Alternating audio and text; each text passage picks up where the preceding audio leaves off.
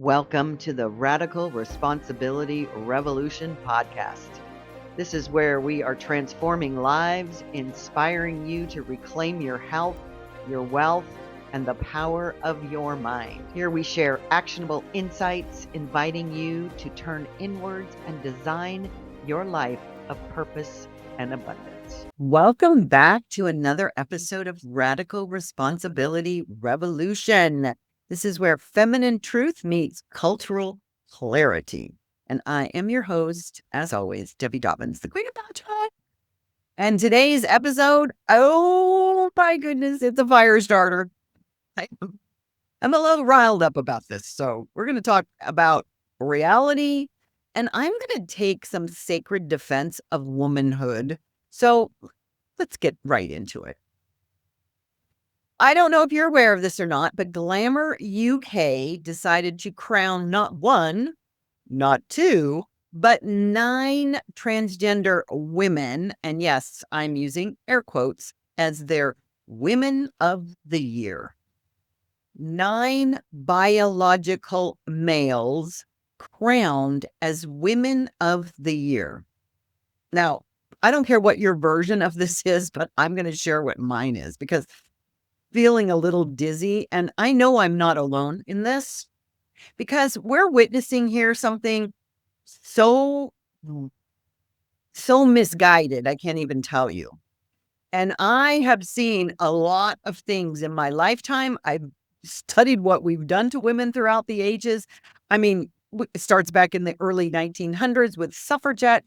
But, more importantly, in my day and age, women were not even allowed to buy property or have credit cards in their own names. We were created as property, as chattel.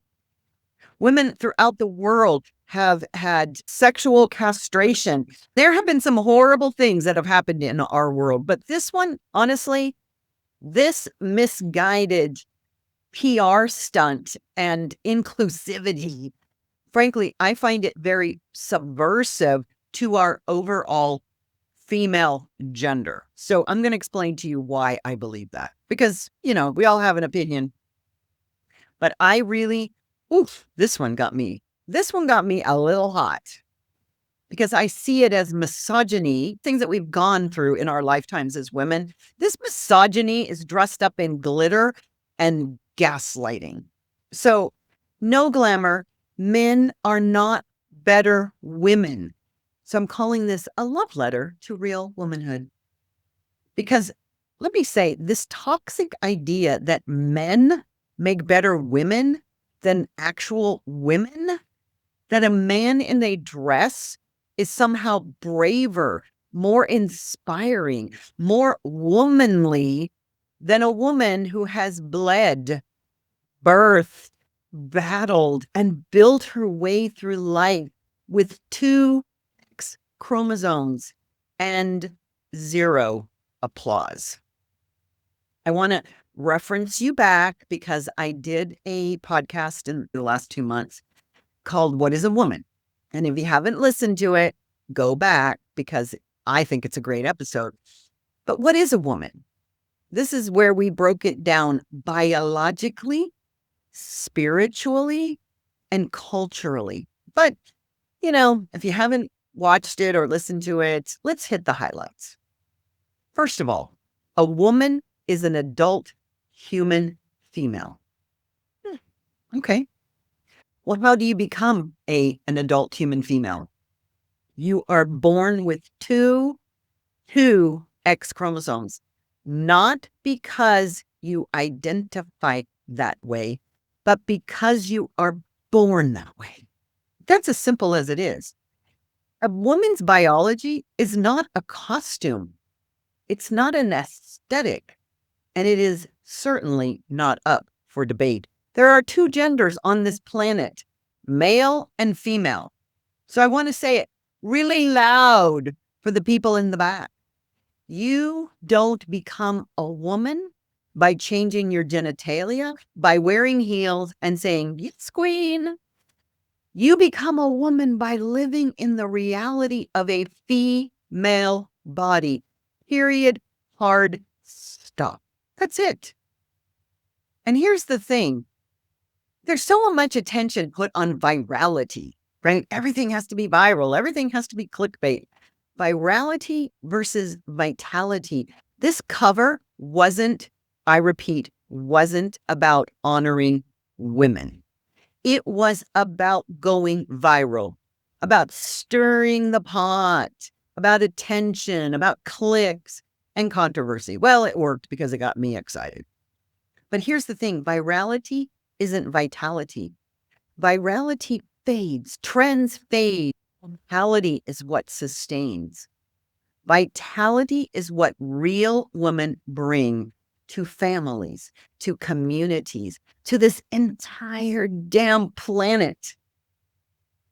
And Glamour magazine could have featured women who raised children, started businesses, survived abuse, yes, from those misogynistic men, or invented something incredible. But instead, they chose 9 individuals who are celebrated not for being women. They're not. I'm sorry, they're not. But for playing dress up with our identity. That's not representation. That's replacement. So look at it this way. Glamour is just misogyny in glitter. Let's just name it what it is. It's misogyny in drag. Glamour UK, a magazine that once featured real women's stories, is now elevating biological men in lipstick over biological women. Because why? Why? It's trendy. Oh my gosh, trendy, trendy, trendy. If we aren't following the trends, what will we do with our lives? How could we possibly be authentic? What happened to honoring women who fight breast cancer, raise children with disabilities, care for their aging parents, or have survived assault, as I said, from those misogynistic men? Why are they not Women of the Year? Oh, wait, because they don't bring enough buzz, because they're not glamorous in the way that sells controversy. But here's the truth. A man wearing eyeliner and saying he feels, he believes like he's a woman is not brave. That's not bravery. That's not courage. What is a woman navigating this world in her own skin, fighting for her worth, claiming her voice. That's brave. That's courageous. So after this cover, J.K. Rowling, who I just love, she wrote the Harry Potter series. She's got stupid money now, which I love because she can say what she believes and she's not worried about being canceled. She said, I grew up in an era when mainstream women's magazines told girls they needed to be thinner and prettier, which frankly, that was a bad message all the way around. These women's magazines, I've never really been a big fan of them anyways. But now these mainstream women's magazines tell girls that men are better women than they are. Oh, another reporter said, why not put a cow on the cover of the Dog of the Year magazine? That's really how absurd that this has gotten. But I say this is virtue signaling at the highest level. And I want to say that this cheeky tone from these hosts, it's not cruelty. It's cultural exhaustion. We as women, we are tired of pretending 2 + 2 = 5 to protect someone else's feelings while they erase our reality. They are trying to erase our reality, our existence. Ladies, this is something that really is happening right in front of our eyes out here for the whole world to see. Because what are we losing? Let me tell you what's really at stake here. We're not just losing magazine covers. Who cares? We are losing language of how we speak. We are losing our legacy of who we are and what we bring to this planet. We are losing truth. And when you erase the biological reality of women, you erase, listen up, ladies, maternity protections, health research, domestic violence statistics, Title IX fairness, and safe spaces in locker rooms and prisons. This isn't about who someone loves or how they dress. That's not what this is about. Because I have had gay relationships in my life.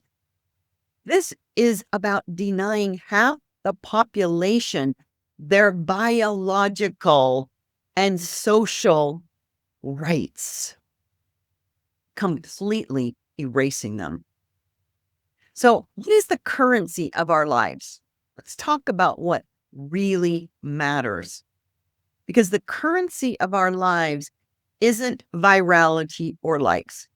Contrary to popular opinion, we should not be trying to live on who trends on Twitter or who gets the most likes on TikTok. What is the real currency? The real currency that I talk about all the time: love, truth, integrity, contribution, and vitality. It's the women who show up every day with no filter and no performance. The ones who keep going when it's hard, who create life. That's what we do as women. We protect and nurture life. And then we rise again and again and again. Those are the women of the year, every damn year. So we have to defend our biological beingness. How do we do that? We defend the language that reflects biological truth. A woman is born with 2 X chromosomes, gives birth, goes through all of the changes that a woman goes through. It's the right for girls to compete with other girls, not with men. It's these spaces that women need for safety and healing. And it's the visibility of real women who are being shoved to the background, literally shoved as if we are invisible. You know what?